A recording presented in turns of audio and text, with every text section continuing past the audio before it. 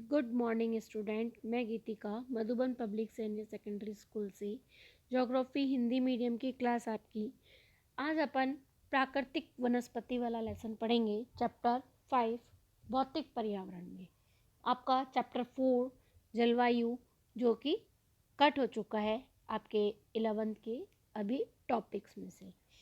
यह जो हटाया गया पार्ट है ये मैंने आप लोगों को सबको सेंड भी किया है आपकी पीडीएफ में, आपके ऑनलाइन जो ग्रुप बना हुआ है अपना उसमें। और नेक्स्ट अपना जो टॉपिक है प्राकृतिक वनस्पति, इसके बारे में आज मैं आपको बताऊंगी। हमारे सबसे पहला टॉपिक यही होता है कि प्राकृतिक वनस्पति किसे कहते हैं, जो कि प्रकृति के द्वारा मनुष्य के बिना हस्तक्षेप के बिना वह जो उगती है, वह पेड़ पौधे जो जातियाँ जैसे झाड़ियाँ, घास, बैल आदि समूह है जो कि विशिष्ट पर्यावरण में विकसित होते जाते हैं, जो कि बढ़ते रहते हैं, वह प्राकृतिक वनस्पति कहलाती है।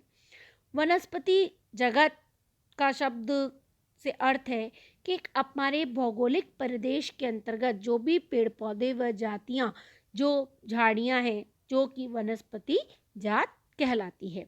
वनस्पति जो कि वृक्ष, छोटे पेड़ पौधे, झाड़ियाँ, घास, काई आदि जो कि विशेष समूह की वनस्पति है, वो वनस्पति कहलाती है। वन वृक्षों व झाड़ियों से ढका हुआ जो क्षेत्र है वो क्या कहलाता है? वन कहलाता है। इसी प्रकार पारिस्थितिकी तंत्र, ये टॉपिक जो है वो आपके आगे इसमें आएंगे, नाम तो आप लोग कंफ्यूज हो गए, इसलिए मैं आपको वापस से स्पष्ट कर रही हूँ। पारिस्थितिकीय प्राणी तथा अन्य जीव मिलकर जब भौतिक पर्यावरण का निर्माण करते हैं, यानी कि जो खाद्य श्रृंखला है, जो हमारा जाल है, जो पारिस्थितिकी तंत्र है, वो जैविक और अजैविक घटक के द्वारा शामिल होकर बनता है। प्रथम उपभोक्ता, द्वितीय उपभोक्ता, तृतीय उपभोक्ता, ये जो उपभोक्ताओं का जो शामिल जाल है, ये पारिस्थितिकी तंत्र कहलाता है। इसी प्रकार जीवों धरातल पर एक विशिष्ट प्रकार की जो वनस्पति है, जो प्राणी जीवन के विशाल पारिस्थितिकी तंत्र के लिए आवश्यक है, जिसे हम जीवों कहते हैं। पर्यावरण हमारे किसी भी स्थान विशेष में मनुष्य के आसपास के भौतिक वस्तुएं, जैसे कि स्थल, जल, मृदा, वायु, आवरण, जिससे कि घिरा हुआ मनुष्य नजर आता है, वो क्या कहलाता है? पर्यावरण कहलाता है। इसी प्रकार पादप, छोटे छोटे आकार के काई, लाइकेन से लेकर झाड़ियाँ, ये सभी क्या कहलाते हैं? वृक्ष, जो कि पादप कहलाते हैं। ठीक है, अपन नेक्स्ट क्लास में पढ़ेंगे राष्ट्रीय उद्यान के बारे में। अब अपन अपना जो टॉपिक है प्राकृतिक वनस्पति, उसके बारे में अपन समझते हैं। भारत की जो विभिन्न क्षेत्रों की जो प्राकृतिक वनस्पति है उसके बारे में, कि इसको 6 भागों में, 5 भागों में इसको बांटा हुआ है। सबसे पहली है हमारी उष्णकटिबंधीय सदाबहार वन क्षेत्र। ये भाग जो है वो पश्चिमी ढाल का एक उत्तरी पूर्वी क्षेत्र पहाड़ियों की ओर अंडमान निकोबार द्वीप समूह में पाया जाता है।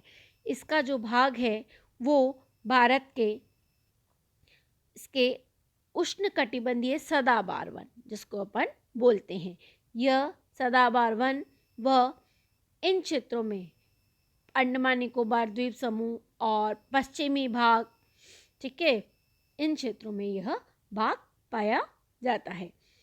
इनमें से कुछ ये भाग नहीं, जबकि इसका जो भाग है वो ये भाग और ये भाग इसके अंदर सम्मिलित किया जाता है। ठीक है, इसके अनुसार इस भाग के अनुसार हम देखें तो यहाँ पर वार्षिक वर्षा 200 सेंटीमीटर से अधिक होती है, जहाँ पर औसत वार्षिक तापमान 22 सेल्सियस अधिक रहता है। तो उस जगह पर वहाँ इस प्रकार की घास या इस प्रकार के जो वन प्रदेश हैं वो हमें देखने के नज़र आते हैं। पेड़ों के पत्ते झड़ने, फूल आने का, फल लगने का समय अलग अलग है, इसलिए वर्ष भर हरे भरे वह दिखाई देते हैं। यह मुख्य वृक्ष प्रजातियों में रोजवुड, मोहंगनी, एनी और एम्बोनी है। इसी प्रकार अर्ध सदाबहार, इसको 2 भागों में बांटा हुआ है, सदाबहार और अर्ध सदाबहार। अर्ध सदाबहार वन के अंतर्गत हम देखें तो ये वन सदाबहार और आर्द्र पर्णपाती वनों के मिश्रित रूप होते हैं, जिसकी प्रजातियां साइडर, होलक और केल हैं। यहाँ वनों को साफ कर दिया जाता था बंगाल आदि में, और क्या किया जाता था इसमें जो है वो उष्मारोधक होती थी लकड़ी, और उसके द्वारा अंग्रेज इसका जो प्रयोग है वो भरपूर किया करते थे, और वनों को व्यापारिक इस्तेमाल भी यह शुरू कर चुके हैं। नेक्स्ट है हमारा उष्णकटिबंधीय पर्णपाती वन। ये वनों का प्रदेश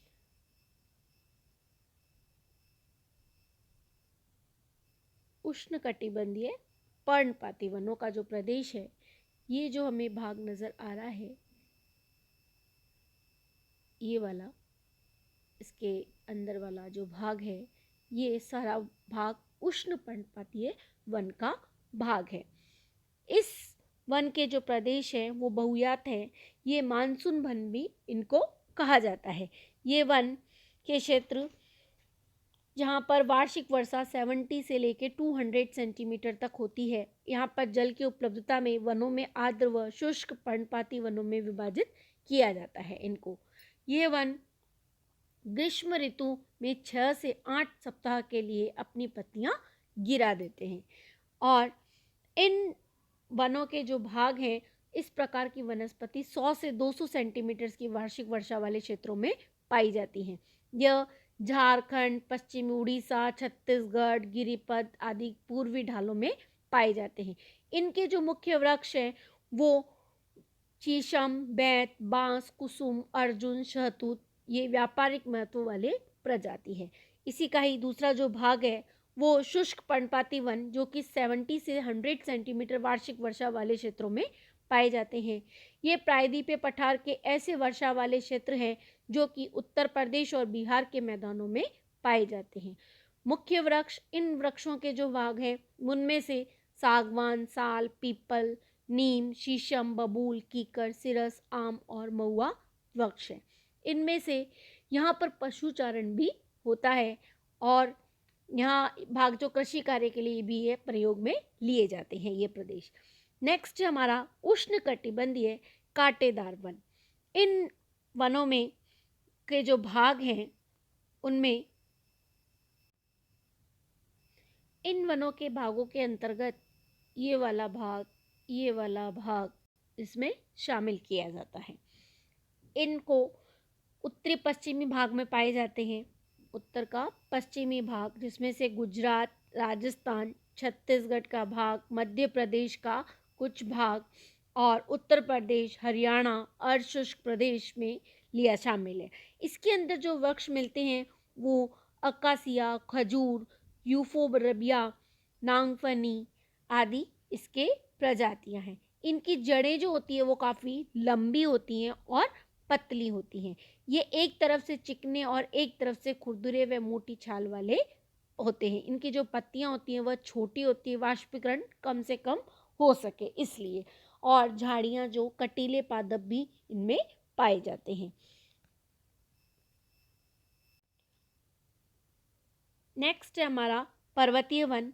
यह पर्वतीय वनों में तापमान की कमी और ऊंचाई के साथ साथ प्राकृतिक वनस्पति में भी अंतर दिखाई देता है। पर्वतीय वनों में शामिल किए गए वह भाग, जिसमें ये जो डॉट्स वाले भाग हमें नज़र आ रहे हैं, ये सब पर्वतीय वनों के भाग हैं। इनमें से यह वनस्पति, जिस प्रकार अंतर हम उष्णकटिबंधीय प्रदेशों में टुंड्रा की ओर देखते हैं, उसी प्रकार पर्वतीय भागों में भी ऊंचाई के साथ साथ देखने को भी हमें मिलती है। इसमें 1000 मीटर से लेकर 2000 मीटर तक की ऊंचाई वाले जो भाग है उसमें आर्द्र शीतोष्ण कटिबंधीय वन पाए जाते हैं, और इन प्रदेशों में शामिल चेनेस्टर जैसे वृक्ष की प्रधानता होती है। ओक, और 1500 मीटर से लेके 3000 तक ऊंचाई के बीच में शंकुधारी वृक्ष मिलते हैं, जो कि चीड़, देवदार, सिल्वर फर, स्प्रूस, सीडर आदि पाए जाते हैं। अत्यधिक हम ऊंचाई पे जाते हैं शीतोष्ण कटिबंधीय भाग में तो घास के मैदान पाए जाते हैं वहाँ पर, और इसमें 3600 मीटर से अधिक अगर हम ऊंचे शीतोष्ण भाग में जाते हैं तो वहाँ पर अल्पाइन वनस्पति होती है। झाड़ियों के रूप के बाद में अल्पाइन घास मैदानों में विलीन हो जाती है और इसका उपयोग गुज्जर और बकरवाल जैसी घुमक्कड़ जातियों द्वारा पशुचारण के लिए किया जाता है। अधिक ऊंचाई वाले भागों में मॉस, लीचल घास, टुंड्रा वनस्पति का एक भाग है। नेक्स्ट है हमारा मैग्रोवा वन भाग या वेलचाई व अनुपवन प्रदेश। इनमें यह भाग वेलाचाई व अनुपवन प्रदेश, यह 70% भाग चावल की खेती की जाती है। इस प्रदेश में भारत में लगभग 39 लाख हेक्टेयर पर भूमि पर आर्द्र है। उड़ीसा में चिल्का व भरतपुर जो कि राष्ट्रीय पार्क अंतर्राष्ट्रीय महत्व की कारण जलकुट भी आवास है। हमारे देश की आर्द्र भूमि 8 भागों में बांटी गई है। दक्षिण का दक्कन का पठार, जलाशय के भाग में लैगून व अन्य आर्द्र भूमि, राजस्थान, गुजरात और कुछ के खार वाली भूमि। गुजरात राजस्थान से पूर्व क्राउल केवलादेव राष्ट्रीय पार्क, मध्य प्रदेश की ताजा व जल झील भूमि, भारत के पूर्वी तट पर डेल्टाई भागों में लैगून व चिल्का झील और गंगा मैदान ताजा जल वाला, कच्छ का क्षेत्र, ब्रह्मपुत्र घाटी का जो बाढ़ के मैदान है उत्तर पूर्वी का भाग। इसी प्रकार हिमालय के गिरपद व कच्छ के अनूप क्षेत्र, कश्मीर और लद्दाख की पर्वतीय झील क्षेत्र और नदियों के भाग शामिल किए गए हैं। मैग्रोवा लवण कच्छ ज्वारीय सक्रिय व खाड़ी व ज्वार मुक्त तटीय क्षेत्रों पर प्रभावित होने वाले पेड़ पौधे होते हैं जो कि ज्वारीय के कारण वहाँ पे उनको पानी की आवश्यकता की पूर्ति हो जाती है। मिट्टी और बालू इन तटों पर एकत्रित हो जाती है और घने मैग्रोवा एक प्रकार की वनस्पति है। यह गंगा, ब्रह्मपुत्र, महानदी, गोदावरी, कृष्णा, कावेरी आदि डेल्टाओं के भागों में इस प्रकार की वनस्पति देखने को मिलती है। सुंदरी वृक्षों की जो मजबूत लकड़ी इसी से ही प्राप्त होती है। विश्व का सबसे बड़ा ज्वारीय वन क्षेत्र यहीं का ही है। हम भारत का वन आवरण का जो भाग है उसके अनुसार हम देखें तो लगभग 23.28% भाग पर वन है, जबकि होने चाहिए 33% भाग के वन होने चाहिए। राजस्व विभाग के अनुसार यह प्राकृतिक वनस्पति का झुरमुट है और यह जबकि वन आवरण की पहचान वायु चित्रों के उपग्रह के द्वारा ही प्राप्त की जाती है। 2011 की रिपोर्ट के अनुसार हम देखें तो 21.05% है। उनमें से 12.29% भाग पर सघन वन और 8.75% भाग पर विस्तृत वन भी पाए जाते हैं। हम राज्यवार अनुसार भी भिन्नता प्रदर्शित कर सकते हैं। हम अगर इसमें अंडमान और निकोबार, लक्षद्वीप जो कि वन क्षेत्र 0 है, अंडमान निकोबार में 86.93% भाग पर यह क्षेत्र है। गुजरात, राजस्थान, हरियाणा अशुष्क इलाके आते हैं जिसमें कि कृषि क्रियाओं को साफ, पंजाब, हरियाणा और अधिकतर वनों को कृषि को साफ करके भी तमिलनाडु और पश्चिम बंगाल के उन क्षेत्रों में 10 से लेकर 20% भाग पर वन भी पाए जाते हैं। तो वन क्षेत्रों की तरह हम देखें तो अंडमान और निकोबार में 84.01% तक है और इसी के अनुसार 15 राज्यों में कुल भूमि में 33% अधिक पर वन पाए जाते हैं, जो कि पारिस्थितिकी संतुलन बनाए रखने के लिए एक आधारभूत आवश्यकता है, लेकिन ऐसा नहीं है। राजस्व के अनुसार यह बताया गया है कि 23.28% भाग पर ही वन का क्षेत्र है। नेक्स्ट टॉपिक अपन नेक्स्ट क्लास में डिस्कस करेंगे।